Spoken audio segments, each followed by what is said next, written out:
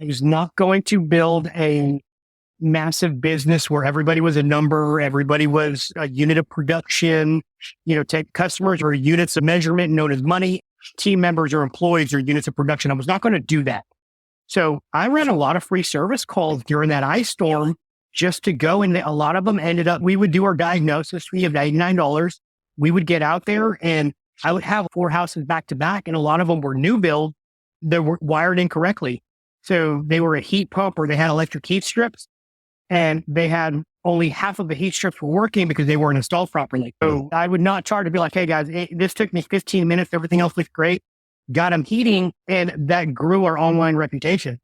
So anytime that somebody would say, hey, I need heating or air for the next 6 months, those people were like, and it still happens to this day. We had one a couple of days ago, but for that next 6 months, it was a lot of just reputation. Running a home service business is hard. So how is it that some people make it look so easy? Well, we'll tell you. This is the Freedom Blueprint Podcast. It's always good to hear the wins that successful contractors have. But have you ever thought that the best advice would be to hear about the speed bumps they encountered, the mistakes they've made along the way? We're going to talk about the good, the bad, and the ugly. We want you to be successful and avoid the mistakes others have made. Let's get this party started. Welcome to the Freedom Blueprint Podcast. Now your host, Justin Deese. So welcome. We are excited today to be hanging out with Albert. And Albert, we're going to talk about how to crush it as a home service business owner and really just a good human in general. So Albert, welcome to the show, man. Hey, thanks for having me, Justin. I really appreciate it. So some interesting facts that I know about Albert, and he can certainly go into it a little bit more, is I think I want to title this, and this may change, From Marine to Business Owner. So first of all, thank you for your service. Appreciate that. And something that's really cool about Albert is my son, at the time of this recording, which by the time this launches, he will already be at boot camp, but he goes into boot camp in 3 days now or 4 days. And when he made this decision, you were one of the first people that I called to say, help me, walk me through this path. So thank you for your service. And as a dad, thank you for being open and honest with me about the process. I appreciate that, brother. So it feels like it's been, a good year almost, 6 months to a year since that phone call. So he joined the delayed entry program in either March or April of last year. So it's been, it's been a minute. Yeah. Because I said, well, he's doing this delayed entry program thing. And you said, oh, I did that too. And it helped you helped to get a little bit more familiar with the process. And so he's ready, man. He graduates this coming up Saturday and boot camp Monday. So that's a good way to start for a young man. I'm happy for him. I'm happy for you guys. It's going to be a fun experience. I can't wait till y'all see the boot camp graduation. Is going to be amazing. Everybody has told me that. They're like, it is the most incredible. Anyways, I'm excited. It's going to be hard because, not seeing him for 13 and a half weeks, very close to my kids, as you were close with yours. And I can't think of a time I've been a week away from any of my kids. So anyways, it'll be exciting, but definitely thank you for your service, and I want to tie into a little bit of Marine to business owner, what that process looked like. But before we jump in, since I've hogged up all the first couple of minutes, tell us about Albert. Yeah, so obviously, like you mentioned, I was in the Marine Corps. So I'm an Iraq war veteran, Afghanistan war veteran, went 2007, 2008, 2010, 2011. Me and my wife have been married for just over 15 years. We have 5 kids. Billy's my oldest at 15. Gideon is 13. Nick is 10. Sydney, our only girl, is 5. And Wyatt is 3. So you can imagine I stayed pretty busy. So getting out of the Marine Corps, I was trying to figure out what I wanted to do and was driving for Uber. So I ended up picking up 4 rather large gentlemen in my vehicle, being extremely terrified. I was a Marine, but I was terrified. These guys were huge. And I got to talking to them, just natural conversation, and say, oh, we do HVAC. I didn't even know how to spell HVAC at the time, but I said, okay, cool. What is that? And they said, oh, we were all in the Army. One of them was in the Army, one of them was in the Navy. And they were going to a military specific school that trained them to do heating and air. So went ahead and did that. I worked for other companies for roughly about 5 years, which you only need 4 years at Texas to get your master license. got my master license. And then in 2020, there was this big event. You remember that? What was that? Oh, COVID. That's the one. That one minor little thing that happened that everybody's forgotten about already. That one little hiccup. Yeah. So I ended up taking $100,000 pay cut from 2019, last year in employment, to 2020. So I'm sitting there with my license. I'm looking at my wife saying, okay, what do we do? We're 2 months behind on the mortgage. I got an F-150 and we just got to crank and started running calls. We did some home warranty. We did what we had to do. That first October to December, we did like 45,000 in revenue. 2021, we did 550. And then last year we did 1.5 in revenue. So we're trending up, and now Awesome. we're hitting these new challenges of we need to hire your wife. We're CFO coach. So now it's okay. We did all this revenue and we've got no money. What's going on? So a lot of things we're learning and processes that are getting ready to be put in place on the financial side that are really going to help. And so the premise of this podcast, and Albert and I, when we were talking about doing this, I sent him what the whole idea and the principle behind this, and I'll let him tell you the story in a second. But the idea of it is you don't know what you don't know, right? And as business owners, it's easy to get hung up in the day-to-day operations, and then you forget about being strategic and being tactical, and there's a big difference. But then when you're in the weeds, what is the difference and how do I do it? And so when I sent Albert, I said, hey man, I got this. The podcast premise is you don't know what you don't know. And the point is to help other business owners, one, ask better questions, right? So if you know something, you ask better questions. And two, give a nugget. Like, what is something that you wish you knew when you got started? Anyways, I'll let you the response you had to me. Oh yeah. So I got all excited and I took screenshots of a template that I have for a book that I'm actually working on. That is the exact same thing. I'm sitting here going, okay. And most time authors will put a book together, whether it's a self-help book, they're trying to fix themselves and they're trying to, create the roadmap. If it's a business leadership book, they're putting things that they know, but they're not perfect at. And it's okay, I'm going to build me a roadmap, if you will. So, and that's what this was. I said, okay, if I do this again, or if I want to start a business from scratch, what would I do?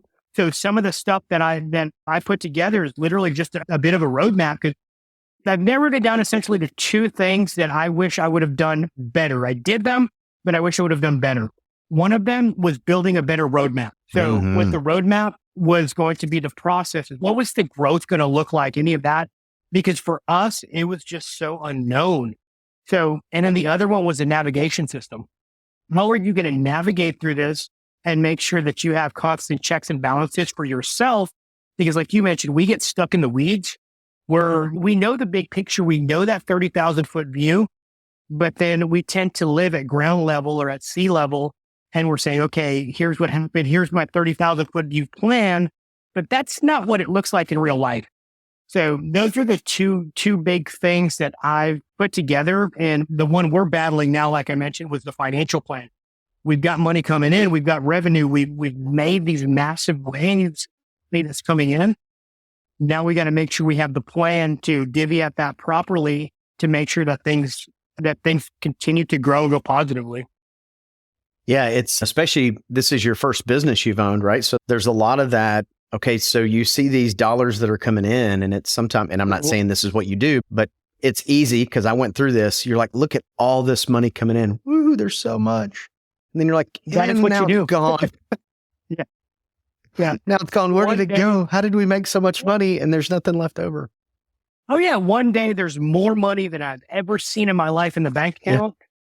And then the next day it's all gone because payroll is running. I'm like, wow. Or it's a month that has 5 payrolls. And so I'm glad you said that, because there is so many people that they see the entrepreneurial journey, and typically most people don't text at 4 a.m. when they're up working at the shop or whatever, Snapchat or Facebook or whatever social media, right? Yeah. You're not cheering on that stuff. It's when you're on vacation or you're doing whatever. So I think sometimes people get a very clouded view of what the entrepreneurial journey looks like. And what you said before about how you got started is 100% the American dream. And it is what has driven our country, is people that are willing to take the risks to jump in and start it.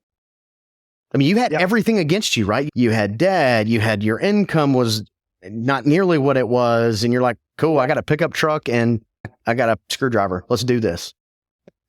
And you mentioned it's funny. That's exactly what happened. But if you recall, so this all happened October of 2020 is when we kicked it off. 2021 here in Texas, we had a massive ice storm in North Texas. So shut everything down. My truck's a 4x4.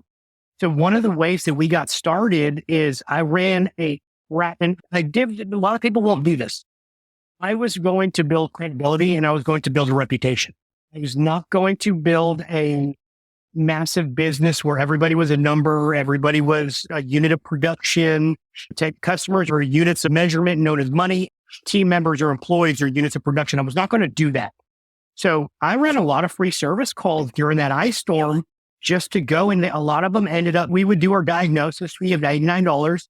We would get out there and I would have 4 houses back to back, and a lot of them were new build that were wired incorrectly. So they were a heat pump or they had electric heat strips, and they had only half of the heat strips were working because they weren't installed properly. So I would not charge to be like, hey guys, this took me 15 minutes. Everything else looks great. Got them heating, and that grew our online reputation. So anytime that somebody would say, hey, I need heating or air for the next 6 months, those people were like, and it still happens to this day. We had one a couple of days ago, but for that next 6 months, it was a lot of just reputation growing and very little money coming in, but we were able to make it through. So we would go through, we would fix the wiring, and we would get huge praises. And then I started shooting videos of there, and it was a big hustle, man. It was fun. It was stressful, but it was a big hustle getting that done.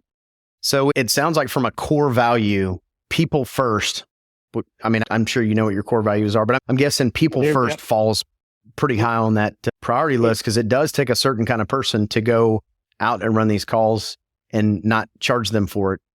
Full disclosure, I'm not sure that I would have done that, but I dig it. I think it's awesome. And I think you're just in general a very genuine person. So I think that's really cool that you did that. And that kind of reputation grows. It's not fast, but man, when it grows, you've got raving fans. And I think that's fantastic. That was a lot of my intent. So we've been at this for a few years, and the whole thing behind it is I got enlisted in the Marine Corps field. This would have been 2007. So however many years ago that was. But I have been business training since then. So a lot of people, like you mentioned the vacations and stuff like that, it's taken 16, 17 years to become an overnight success. Absolutely. You know what I'm saying? So you take all these experiences, but mine with the HVAC industry, unfortunately, has a very dirty reputation. Not as bad as roofers, but almost up there. So what I was trying to do is change the mold, saying, hey, I don't want, when our guys knock on a door, you're not getting a guy that came out of a prison trade school. Like, you're getting a legit technician that's trained. I wanted to bring the professionalism back. But a lot of the companies that I worked for were very unit production. Hey, how many boxes can you sell? How many this, how many that? They didn't care about you. They didn't care about your family. So our core values, we started those pretty much from day one. We're faith, family, and community. We're a price-centered business. We don't go preach that to everybody. We more follow the Chick-fil-A model of just be good, be a good person, treat people the way you want to be treated. Be family. We have a firm belief that if you don't have a healthy family home life, you cannot produce to your max capacity at work. That, I believe, is a fact. And then our community, I started with the community. So we went out, we were going to do our community work, community service. We were going to do what we had to do to make sure that people knew who we were. And then that led into our mission and our vision. So our vision is to be our area's backbone home services organization. And our mission is to make our vision a reality by training and developing leaders to create opportunities for our team members and our community. If you're like me, reading the financials falls at the bottom of the priority list, unless there is no money in the bank. Then I dig in and get even more frustrated because, let's be honest, I don't even really know what I'm looking for. If this sounds like you, then I'd say it's time for you to get a virtual CFO, and I have just the recommendation for you. Kristen Deese is the virtual CFO of the home service industry. She is an expert in all the numbers and will remove the overwhelm so you can use your numbers as a tool for growth. She'll even train your in-house accounting team because, after all, how could you possibly train someone to do something that you don't really know how to do yourself? You can find out all about how she can help you take the F word out of your financials by going to thefwordofbusiness.com. We're in such a amazing industry, right? Just the home service industry as a whole.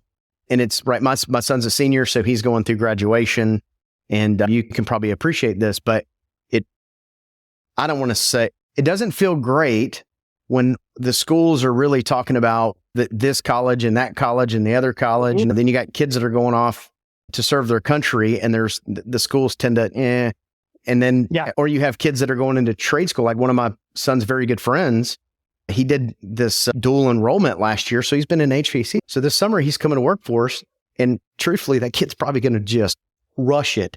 But it's unfortunate that schools don't highlight that the way they should. And the reason I bring that up is because you said it, right? Bring it back to a professional.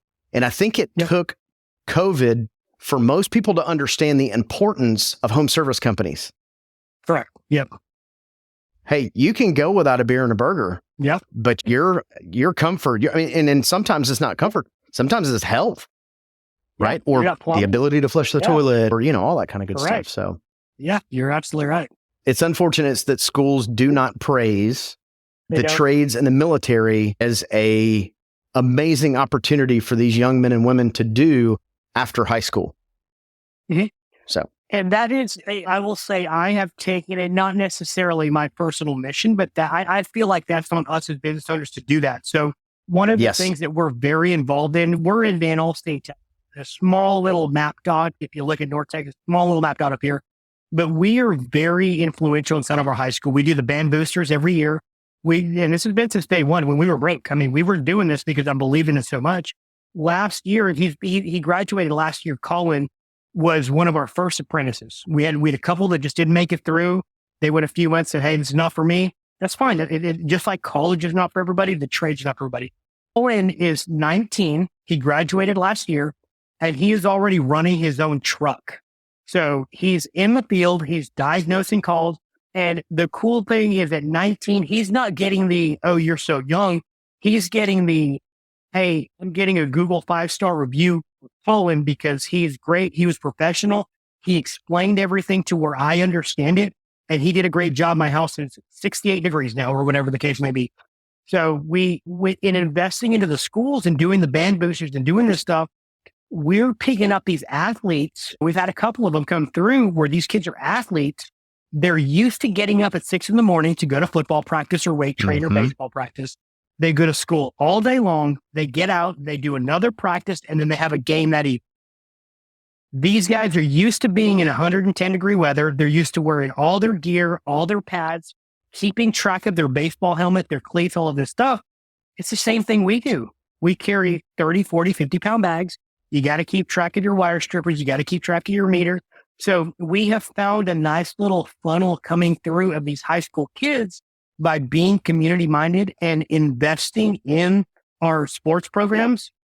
Last year alone, we did the band booster. We did the athletic booster.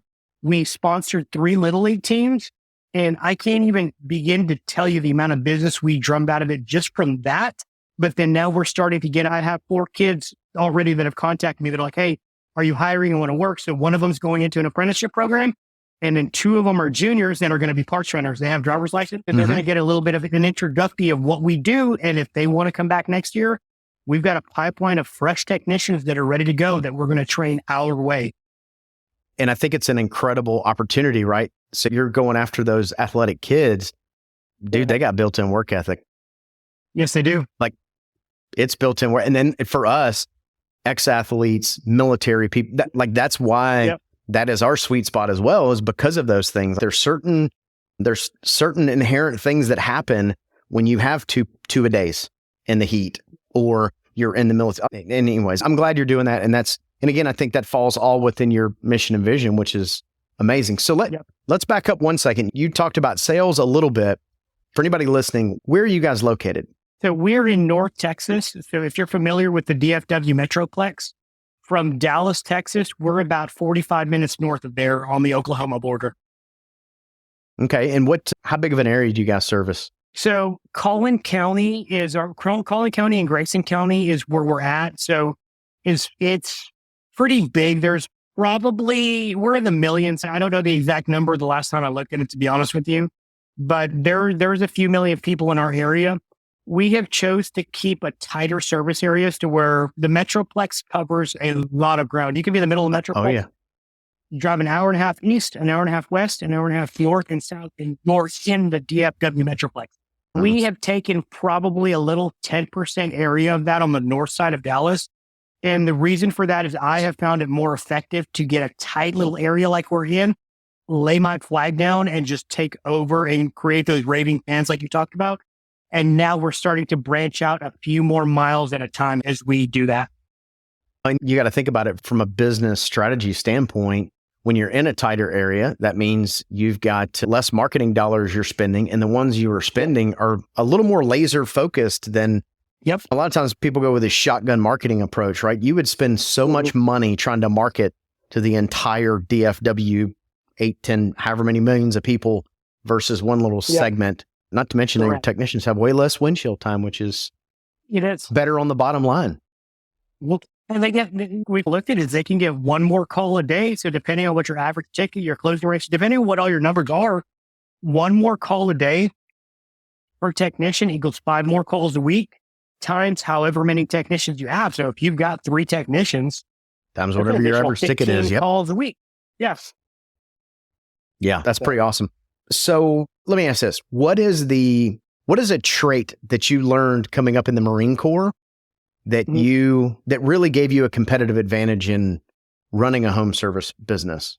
I think the biggest one for me would be the unit cohesion or the team environment, if you will. So one of the big things, I am a big people person. I love to make sure that everybody's included.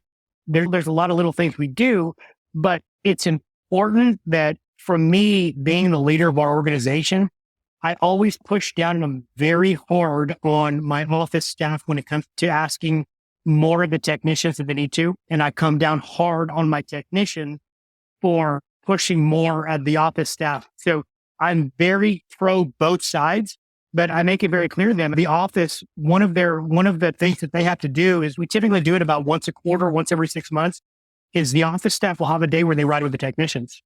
So they get to see what they're feeling with. And one of the things that we talk about the week after they do, we have a Tuesday meeting. So every time they do that, we'll bring them in and say, okay, how did it feel? I want you to remember that 140-degree adit when you're asking that technician to drive 30 minutes and run one more call after they have busted their butt and worked late 2 or 3 days in a row. The same with the thing with a technician is they're going to sit with a call taker the entire day, having 10 different people call them, ask them various questions. Hey, where's this part? Where's this? So both sides, and I make sure that they're put together properly and they understand what the other function is. And that, to me, it's created a big respect. So the technicians are very respectful and very patient when they're sitting 15 minutes waiting to get their call. And the office is very respectful when the guy said, hey, I need a break. I'm going to stop and get a drink, refill on some ice or whatever the case may be. So it's created a lot of unit cohesion. A lot of everybody cares about each other and nobody wants anybody to go down because they know if a technician goes down, their job is harder having to reschedule jobs. And a technician knows if they don't do their notes properly, the office job is harder and it's probably going to take them longer to get the information that they need. Yeah, that's fantastic. Stephen Covey, I'm a big fan of Stephen Covey. And one of the 7 habits is seek to understand, then be understood. And so as you were saying that in my head, that's what I kept thinking is seek to understand what the other person's going through before you're trying to make them understand you. So it's a very selfless leadership. And I think that's amazing. I think that's good for culture, right? So truth is, I don't think anybody really comes to work and wants to be the problem child, or maybe they do. I don't think so. But yeah, if you put everybody on the same team and make them be one unit, I think that's an amazing attribute you're sharing with your team. And some of the things we do is we're due up for here, and I think in the next month or so, but we do, since year one, 2021, we do a baseball game every year. So we take the entire team and their families to a minor league baseball game, our local minor league club. Last year, we took 2 of our little league teams. We took our entire family. We rented out a whole patio and we catered barbecue. So we do stuff like that. We did a clay shoot last year for the Van Alstyne Education Foundation. We invited all of our team and any one of them that wanted to come. Everybody came out. We brought some shotguns and we had a good time. So that is that ties straight into our core values of faith, family, and community, is getting people involved, creating our internal community, and then understanding that our job is to be a blessing to the community and not a curse in any way. So I think it's great, right? So you not only have core values, mission, and vision as a poster on your wall, you and your team live it. And I think that is absolutely incredible. And I think that is a big part of the growth that you guys and the success that you've seen. And to be honest with you, I'm guessing that your growth is just going to keep exploding the way it has the last couple of years. So with that, I know you are busy. It's almost summertime in Texas, so I know you have a ton of stuff to do. Thank you so much for sharing with everyone and really letting us know your story a little bit. There's so much stuff I want to continue to talk about. I'm going to try to get you back on because I know there's a lot of stuff I want to keep picking your brain on, and hopefully you'll be willing to do that. So again, I got some really good nuggets that I wrote down here. So there's a lot of wins and losses and really lessons learned. And again, hopefully what this does for people listening is that they take some of this stuff away and they start asking good questions. I appreciate you having me. Yeah, Albert, thank you so much, man. And I know I thank you and the Freedom Blueprint podcast community. They thank you for all your nuggets that you shared. And until next time, make sure that you take the information that you heard on today's podcast, go out and implement it. Do something with the information. Don't just sit on it. So thank you guys. Thank you, Albert. Till next time, this is Justin with Freedom Blueprint Podcast.